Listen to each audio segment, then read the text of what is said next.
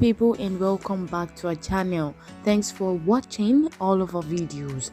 Breaking: there has been no briefing on Igboho's arrest yet. The Justice for Ministry reviews, and also will be considering how Igboho was arrested in Cotonu, in which was said by his lawyer, and the one which was given to Benin Republic government of not extraditing Igboho to Nigeria. And also they were being told to treat him with respect, as the decorum Fani Kayode actually said. If you're yet to subscribe to our channel, we urge you to kindly click on the red subscribe button below, and as well as the notification bell beside it. And after clicking that, you have to personalize the notification so as to always get the latest news here anytime we drop one here on our platform. More than 48 hours after the arrest and detention of the Yoruba Nation agitator Chief Sunday Adeyemo, known as Igboho, the Federal Ministry of Justice has said it is yet to get an official briefing on the development. The ministry's position came yesterday as Igboho's lawyer, Yomi Aliyu, gave a vivid account of how his client was arrested. Meanwhile, some Yoruba residing in Cotonu, Republic of Benin, yesterday thronged the nation's court, where it is believed the extradition hearing of Igboho will be held.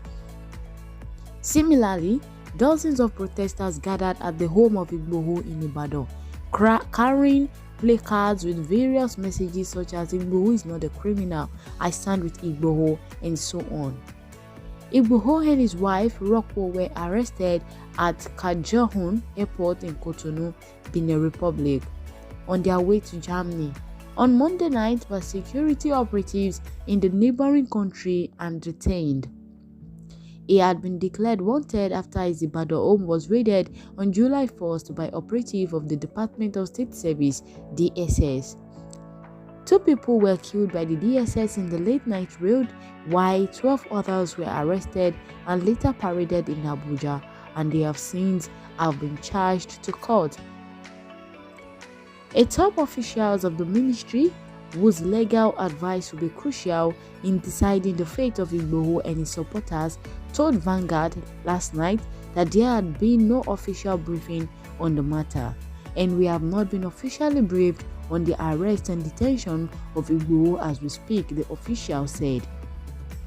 There have been claims and counterclaims over the arrest, detentions and release of Igboho, and shortly after the confirmation of his detention in Cotonu, those speaking for him said he had been freed and was on his way to Germany through the intervention of foreign powers. However, some side of the activists denied his release and lashed out at former Army Chief Lieutenant General Toko Burutai Arraign, who they accused of writing the Beninese government not to release Igboho. Buratai is Nigeria's current ambassador to Benin Republic. Mr. Yomi Aliyu, lawyer to the freedom fighter, yesterday narrated how Igboho was arrested in Cotonu, Benin Republic.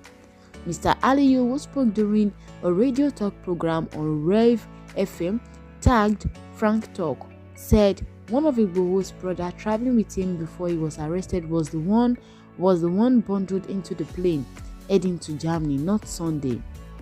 Describing how the activist was arrested, the lawyer said Sunday was already in the plane with his wife and brother when someone pointed him out that he was wanted, and was thereafter forced out of the plane along with his wife and brother by security operative.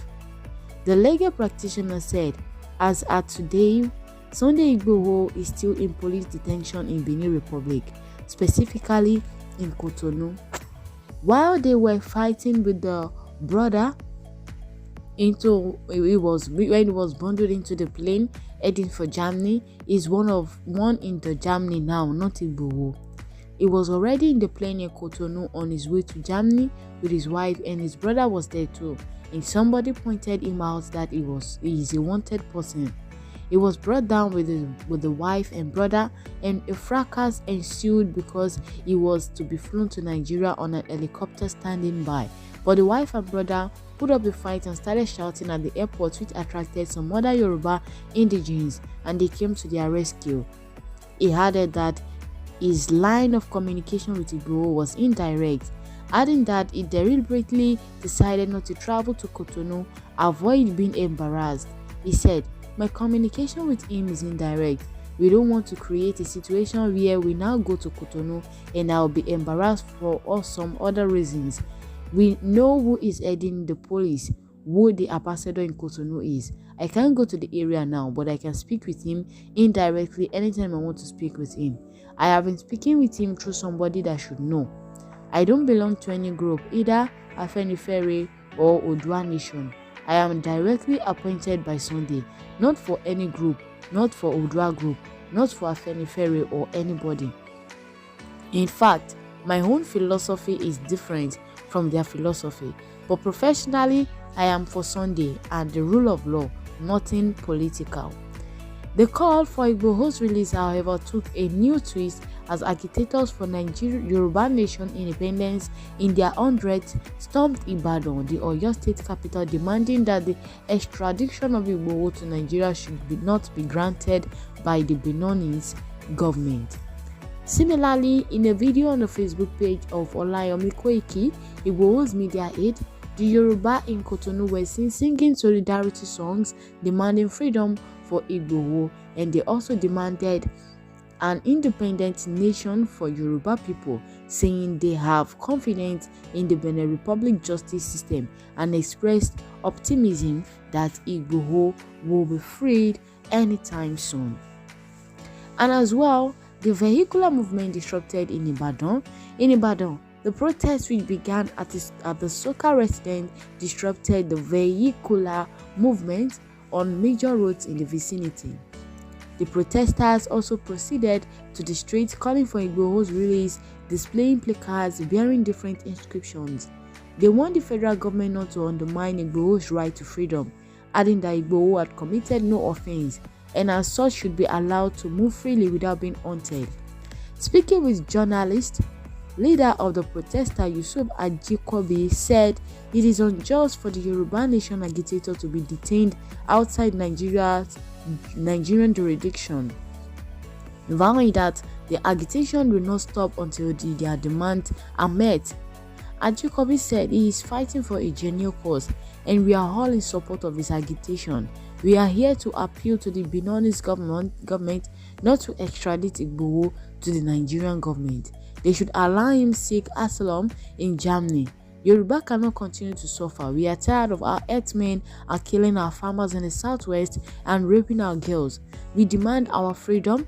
Let Sunday Igboho be. Let him move freely. Let him enjoy his freedom.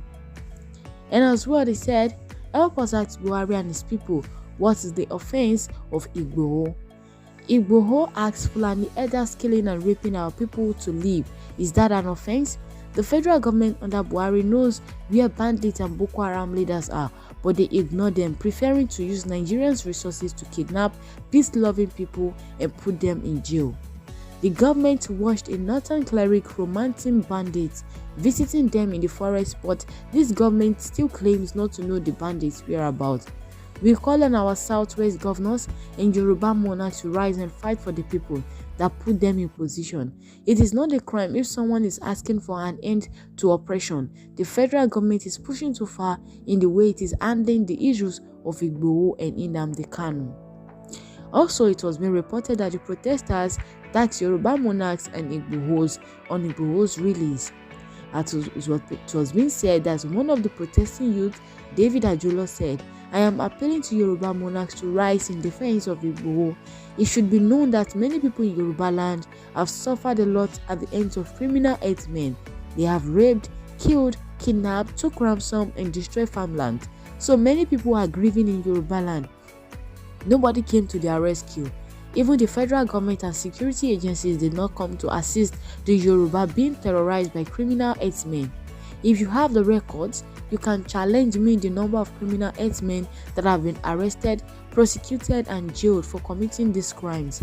Based on the fact that federal government is not tackling the menace, the criminal herdsmen still live in Yoruba land and they continue to commit atrocity. Chief Igboho